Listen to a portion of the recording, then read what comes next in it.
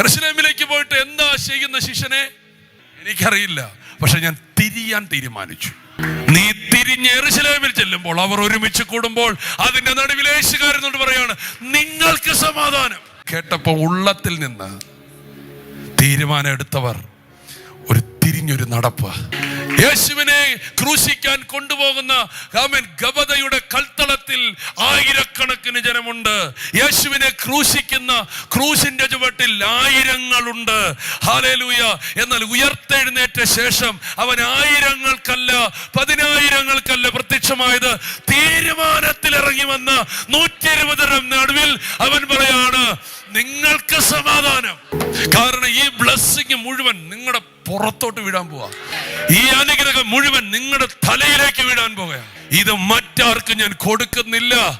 ക്രൂശിന്റെ ചുവട്ടിൽ ആയിരങ്ങൾ കാണാം, കല്ലറകളിലും ചിലപ്പോൾ ആയിരങ്ങൾ കാണാം, പക്ഷെ അവർക്കൊന്നുമില്ല.